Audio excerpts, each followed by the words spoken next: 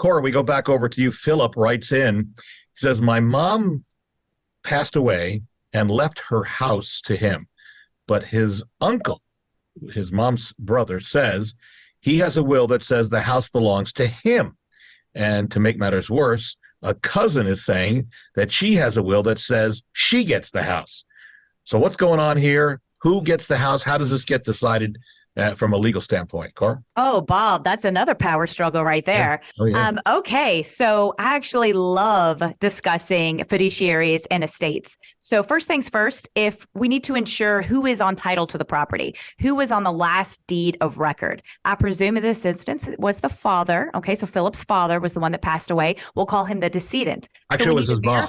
It was her mom who passed away. Yeah. Forgive me, the mom. So the mom will be the decedent, and we want to verify that it's her name and her name only on the title. So we'll just presume in this fact pattern that that's the case. So then you have 3 potential heirs all saying that they're entitled to the property, whether in part or in whole. So how do we prove that? How do we move forward? And if somebody wants to sell the real estate, what does that look like? So I think several of them allege there's a will. So we want to open an estate. We want to open probate. That's the same thing. We want to probate that will. In Kentucky, if there's a will, we want to get that probated. Now, if there are several wills, then they'll present those to the court and they'll select the validity of each. A lot of times, if wills were executed after one another, they'll contain language that says that they revoke any prior wills, meaning that those wills that were executed prior to have no validity or no effect. Okay, so those can be simply put up aside, torn up, whatever the case may be. And then that last dated will and testament should be the one that will supersede all the previous written wills. But certainly they would want to present those to probate court to make sure that they are valid. And ultimately the judge will decide which will then is the one that stands, which one that's going to supersede. And they will admit that to probate. They will get it recorded. They'll open the estate. And then pursuant to that will, they'll ask a number of questions that are going to be important to us.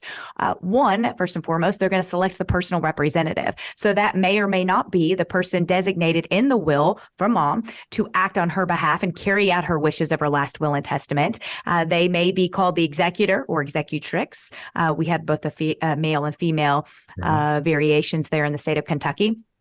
And so the judge will look at that, decide if that person is willing to serve, is capable of serving. They may elect to appoint someone else to serve as personal representative of the estate, call them the administrator or administratrix with will annexed. And ultimately, they'll issue that order with that signature from the petitioner, and they will put it out in writing for all of us to see who is allowed to serve on behalf of the estate. That person's going to be instrumental because they're going to have the authority to sign for mom to sell that house if that power is given under the will. So step 1, verify we have the right person signing, make sure they've been vested with that authority by the court. Step 2, we want to make sure the will gave that personal representative the power to sell real estate or the power to sell real property. And those are the exact magic words. It is insufficient to simply have the power to sell property because we could be talking about personal property.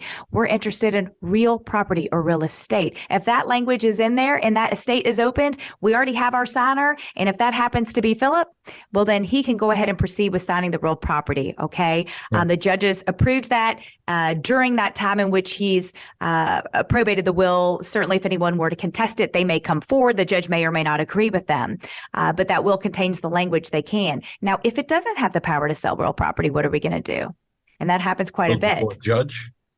Yes, then we'll have to get an order of sale. And that's important for the real estate agents to understand because they have to plan for that event. It requires disclosure. It requires contracting with those timelines in mind because they have to wait to get a buyer, to get an offer, to get an accepted contract, and to have the judge look at that and approve it and stamp it with an order to sell. So all of that's also going to be very important if we're interested in selling mom's house there. So hopefully that answered the question. Like I said, I do have a passion for speaking about estate. So if Philip has additional questions, please give me a call at 895-9900. We'd be glad to take a further look at the will that he has and counsel him. And Cora, Brad and I are both thinking that you're actually summing up by saying where there's a will, there's a way. Is that right? Where there's a will, there's a way, Bob. Ding, ding. Just out of curiosity, does Pitt and Frank do wills? We sure do. We do lots of estate planning, powers of attorneys, wills, trust. We review some, we draft some. So we're really here to serve our consumers in the best way that we can.